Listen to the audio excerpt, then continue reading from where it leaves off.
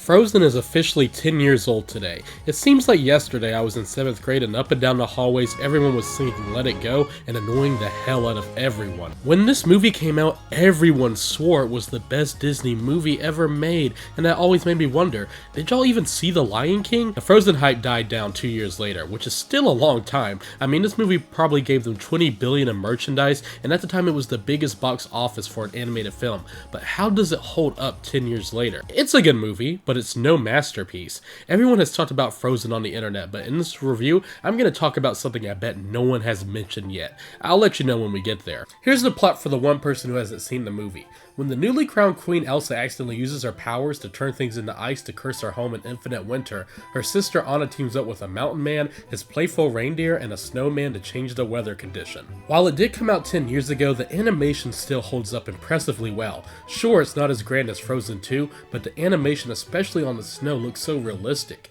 Gets me cold just looking at it. And all of the musical numbers are full of vibrant colors and are cozy to look at even in the harsh cold weather. The best part about this movie is the soundtrack. Every single song slaps, except for one. Frozen Heart is not the most memorable song, but it opens up the film and sets the tone for the overall movie. Do You Want to Build a Snowman is so sweet and fun, and it seamlessly switches tones to depressing without it being jarring, because their parents end up dying. For the First Time in Forever is an upbeat song that might be the most underrated on the soundtrack. Love is an Open Door is absolutely catchy, but has one lyric that still doesn't make sense to me. You and I were just meant to be. In Summer is playful and humorous, and then the final song is Fixer Upper, which is the worst song in the entire film. Why they didn't end it on First Time in Forever reprise is beyond me, because it's such a powerhouse. It's a perfect ballad between the two princesses. Then of course there's the best song, Let It Go, which is a showstopper. One of the best Disney songs of all time, without a doubt.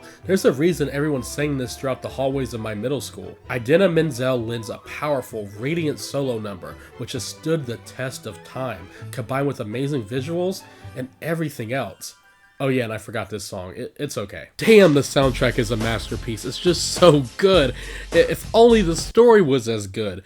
That's right, I really think the movie fumbles a little bit with its story. The characters are absolutely memorable. Anna is joyous and upbeat, Elsa's determined and badass, Kristoff is just a chill dude, and Olaf is a lovable goofball. If these characters weren't so memorable, then the overall film would be worse in quality. The movie's story doesn't have any plot holes or it's just a bad story. It's just the getting to Elsa part is kinda bland as they move from one set piece to another. The movie starts off strong and ends strong, but the characters really carried the mediocre middle adventure segment. It's only about 25% of the movie that isn't that intriguing, so it definitely doesn't hurt the overall film.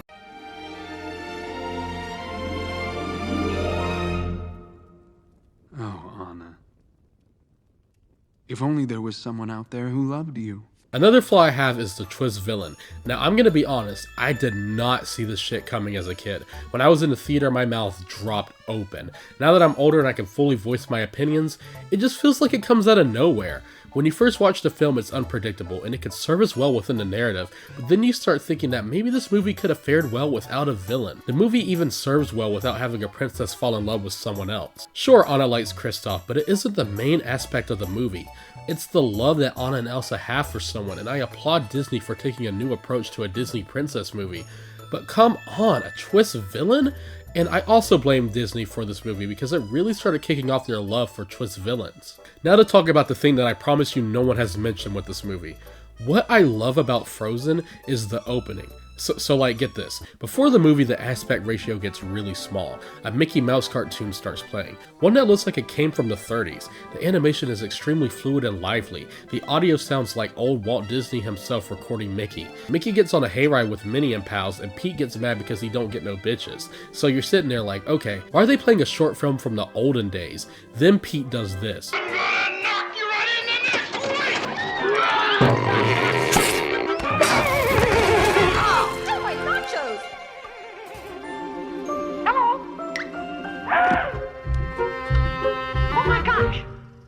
Holy shit, this is brilliant. They created a whole new short that looks like it's from the 30s and used mixed audio from Walt Disney and others.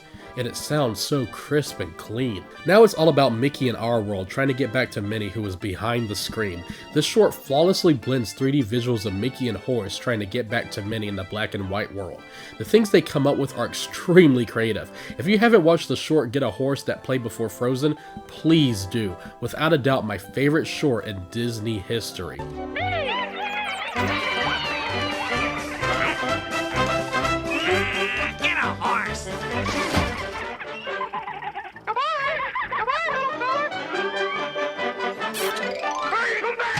Oh yeah, I'm supposed to be talking about Frozen.